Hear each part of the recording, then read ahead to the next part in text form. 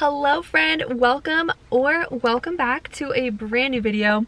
My name is Magdalen Snow and I am currently at campus right now, which is craziness.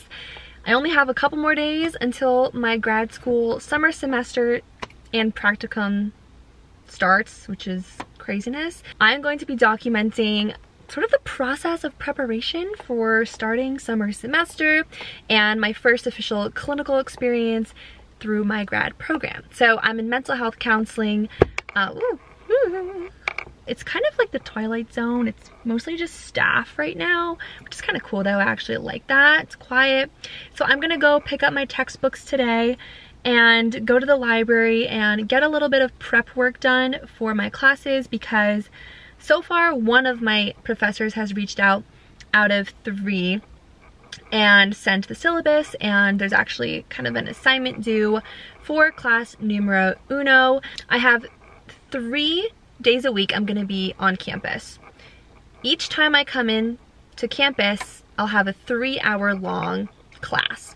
I'll have my practicum class, which is basically just group supervision. It's just me with some other students and a professor kind of talking about our experiences.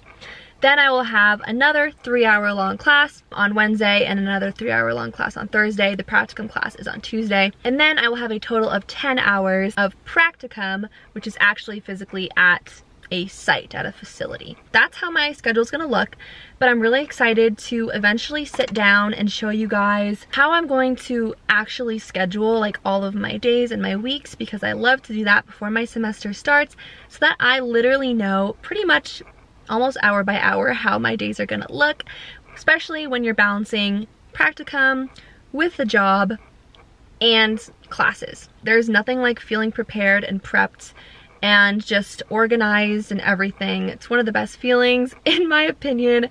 It just is the setup for success. So I'm pumped for that, but today is textbooks and getting some work done, so let's get to it.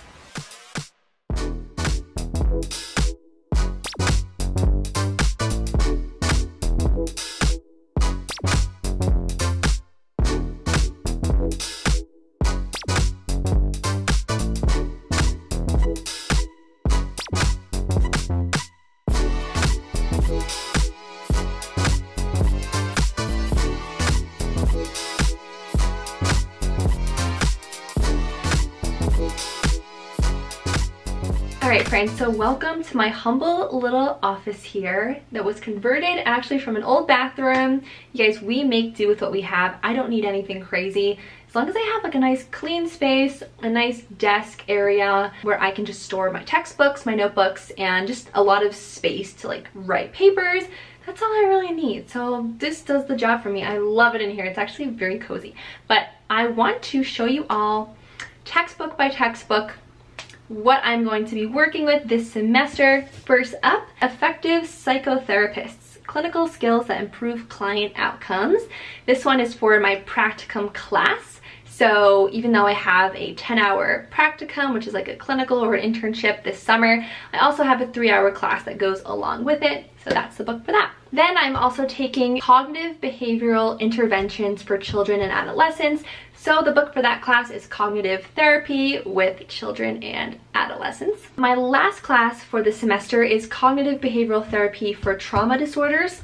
And I can already tell it's gonna be an emotional one, but certainly an important skill set to have. So the first textbook for that class is Cognitive Behavioral Therapy for PTSD, Handbook of PTSD. And then 2 little books here. First one's about prolonged exposure therapy for PTSD. And the next book is called Reclaiming Your Life from a Traumatic Experience. And yeah, those are my textbooks for this semester. I'm really excited. If you are like me and you like to buy the physical textbooks rather than just the ebooks, they really pile up over time and can take up a lot of space. And especially in grad school, I cherish all of my textbooks from all of my classes because I know that every single textbook that I read is going to be really, really helpful down the road in my own clinical practice.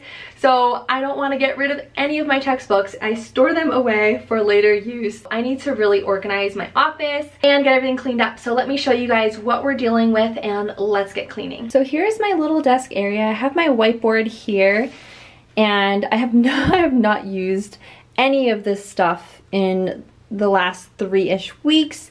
These are all textbooks and notebooks from my last semester and some of the semesters before. And then back here, I just have a little shelf space, and then I have a little calendar as well.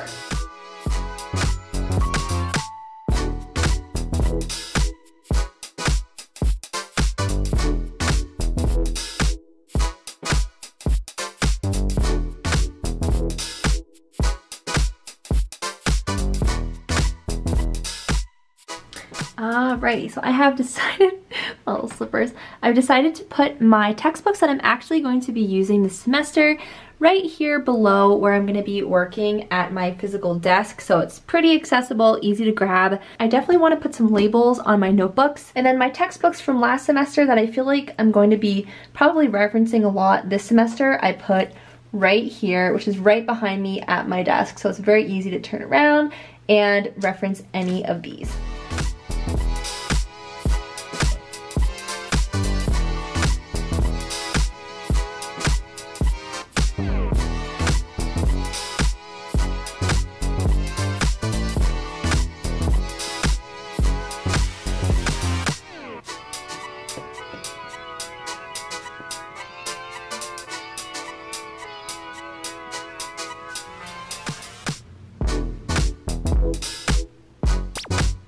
So as you guys saw, I set up my whiteboard with all of the dates starting from my first day of class tomorrow all the way through as much as I could fill on this whiteboard, which brought me to June 24th. And then what I did, which I kind of alluded to with the little cell phone moment, there's this app and website that I use called Trello.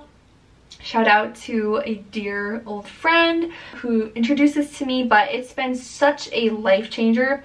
And my efficiency and organization with school and work and like literally every element of my life, it has just made my life so much easier and I'm so much more productive because of it. There are no words. I love it so much. I went onto my Trello board for one of my classes, the only class so far that I have a syllabus for. I assume I'll get the other two this week actually in person in class, but the one that I did have, I was able to add the assignments that are due in the near future on my whiteboard, but I took that assignment from my Trello board because I had already put my due dates and stuff onto the Trello board, if that makes sense.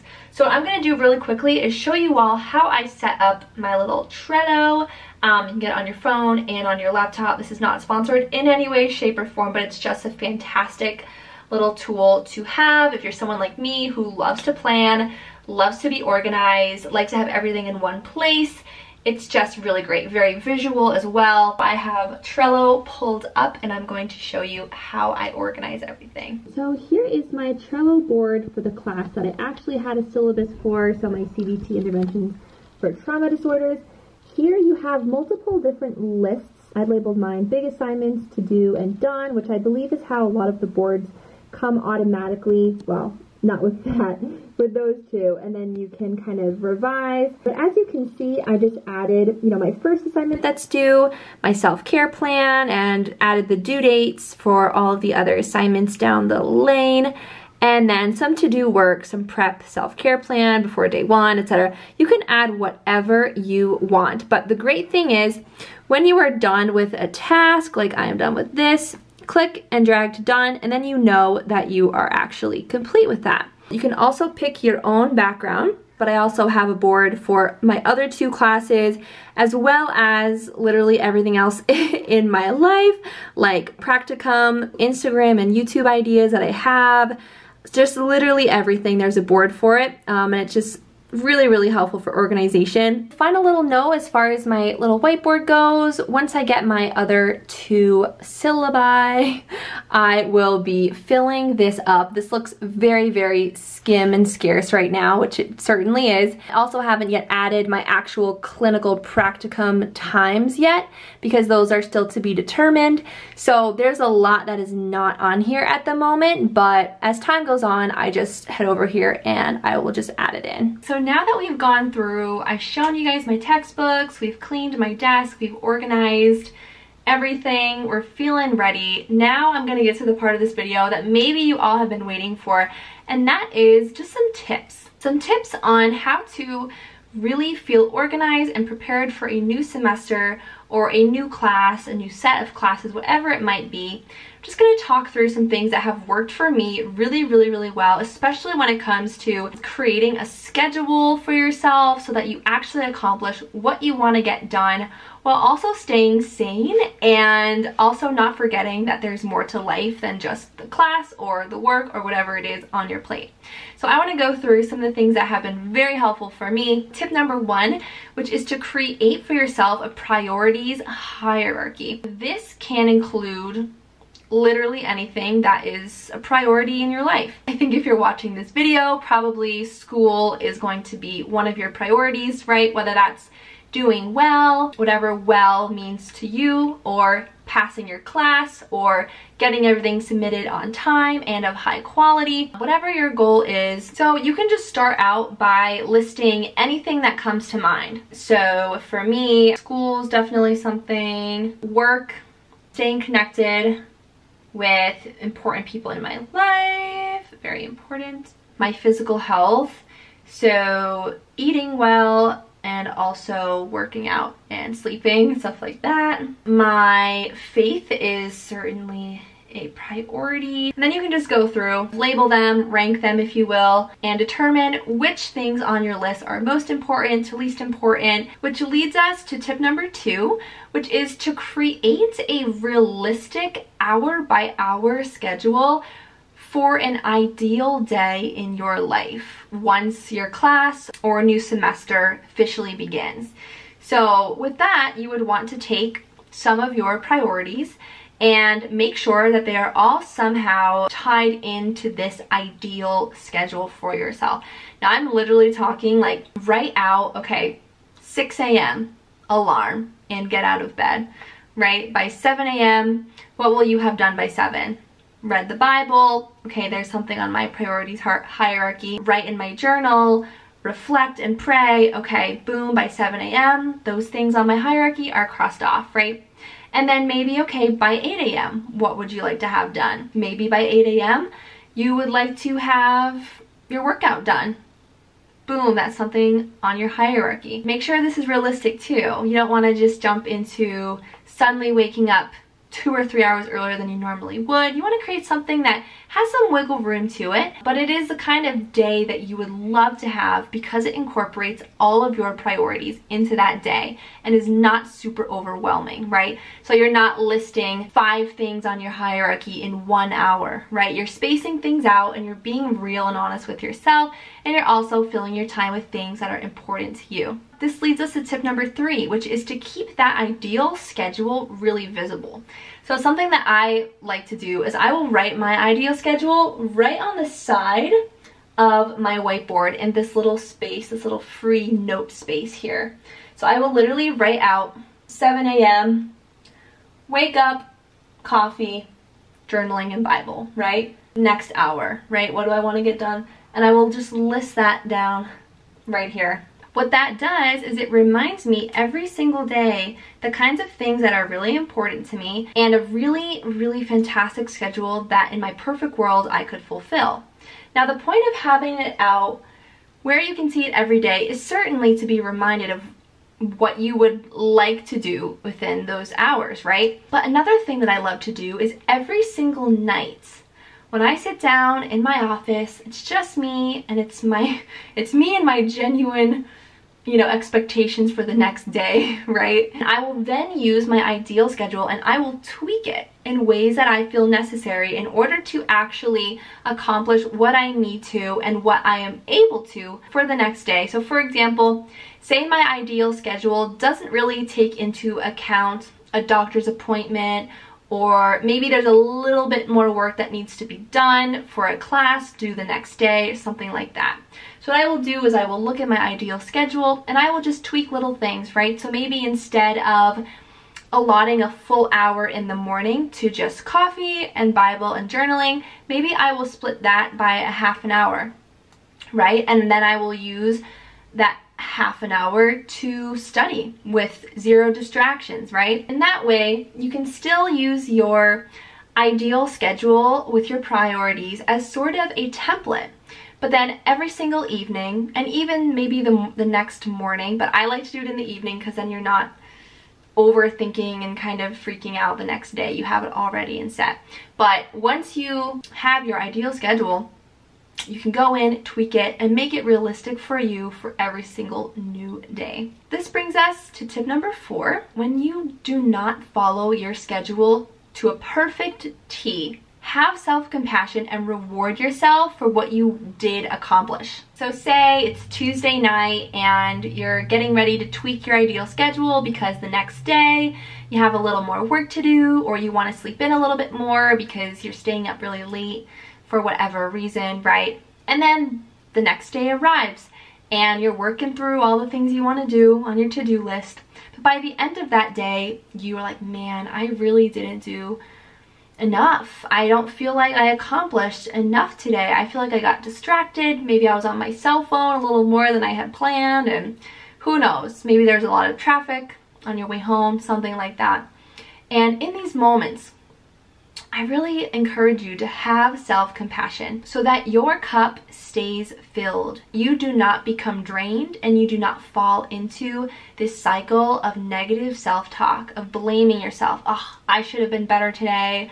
I can't believe how lazy I was today. I couldn't stay on task at all today. I'm such a loser. Bad talk. Bad talk. I want you to remember that you tried your very best. You have been working really, really hard, and some days are going to be easier than others. That's why the schedule is tweakable, right? When you're preparing your schedule for the next day, you can say, okay, today is going to be a day where I'm going to work a little bit harder and make up for some of that time that was lost, right? And maybe that looks like waking up a half hour earlier. Maybe that means cutting your meal time down to a half an hour rather than an hour. Maybe that means shortening the amount of time you read your leisure book. Maybe now you're only reading that for 10 minutes so that you can have an extra 50 minutes to study, right? And so it's all about just maintaining that flexibility in your mindset so that when something does come up and you feel like you did not do enough per se, you're able to stay resilient, bounce back, remember all of the wonderful things you were able to achieve, because that whole day did not go to waste, okay?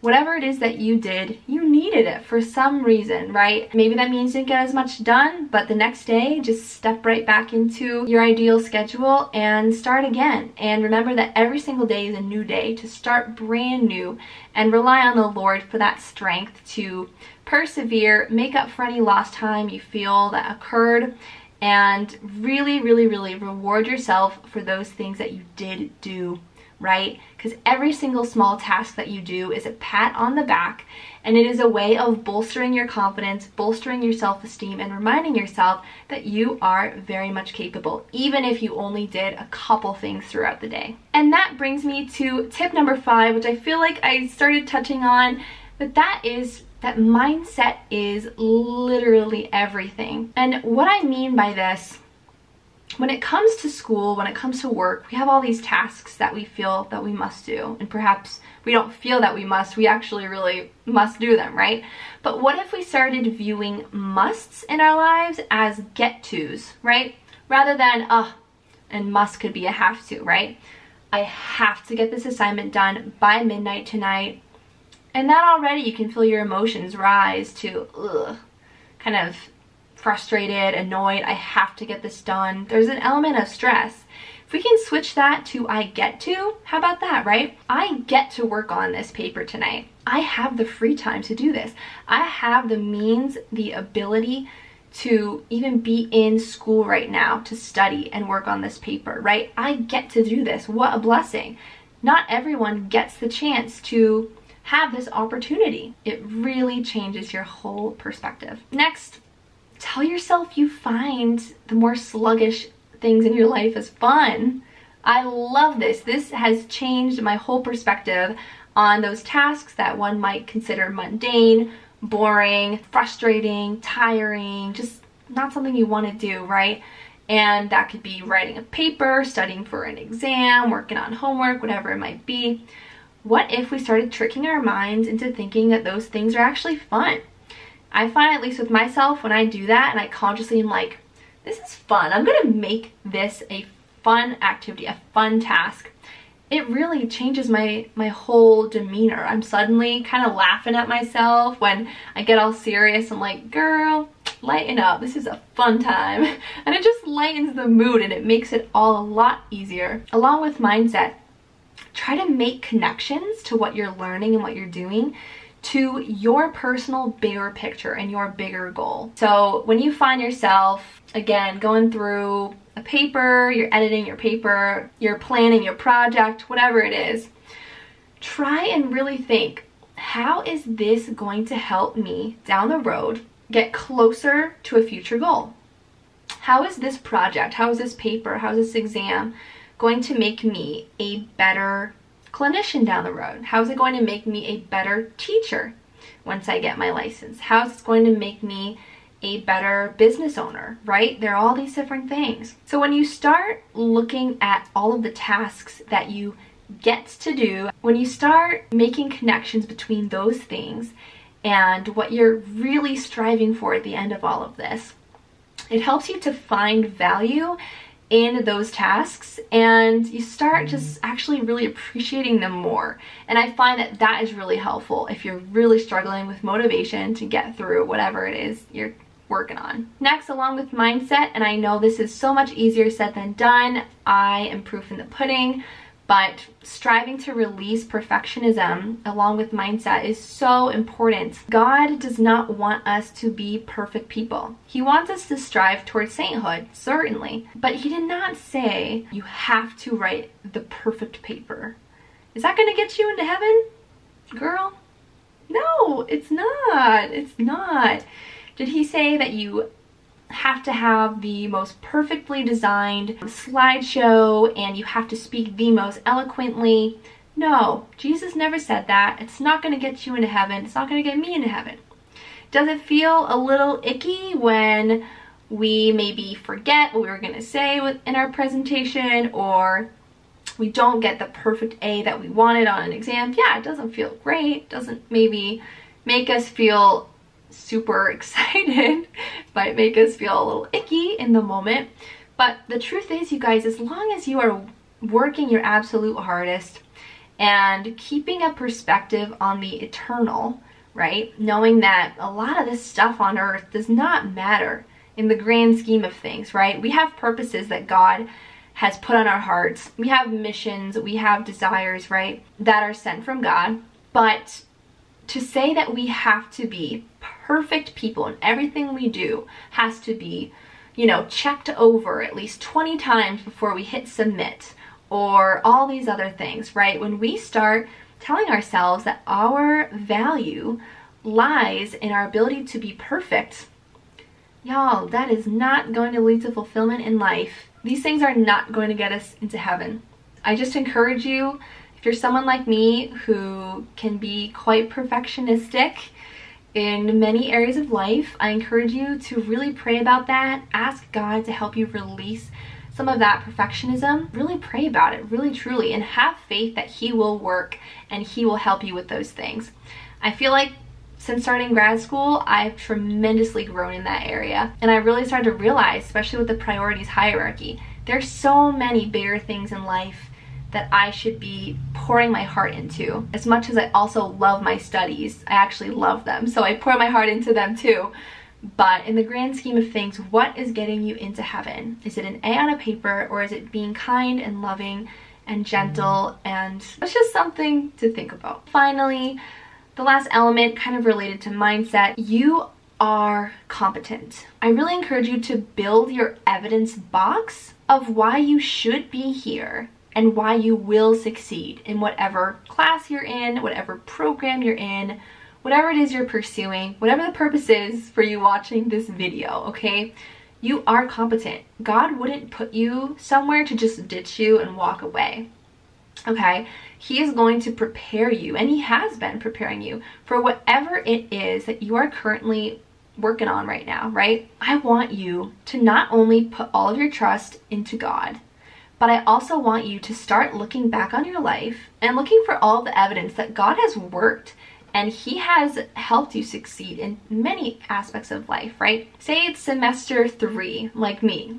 I'm in semester 3 of my grad program. If you have already started school, for example, I want you to look back on past years or your past semester when you thought you really might not be able to pass that class, right? But what happened?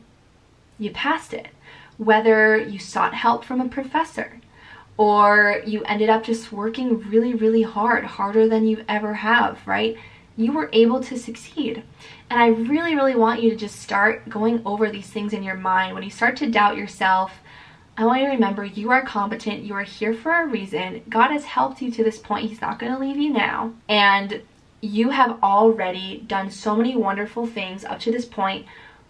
Why do you think that's going to change, okay? So I really, really encourage you to start stepping into these different mindsets. I think that is the most key of all. Without these mindsets, I mean, the other different planning and scheduling tips and things like that really might not do you so well, to be honest, right? We need to already have the right perspective, the right view on our lives, who we are in relation to our work, in relation to school. So I hope that that was all very, very helpful. Best of luck to you with your classes, with your semester, whatever it is you're pursuing. I wish you the absolute best, and just remember to keep on praying and just keep your eyes set on what's beyond this, right? Stay present, enjoy all of this, but also remember what you're working towards. Remember the excitement that lies ahead. Thank you so much for watching. I really do hope it was helpful. We're in this together. Let's start the semester or class, whatever it is. Let's start it super strong together. All right, bye everybody.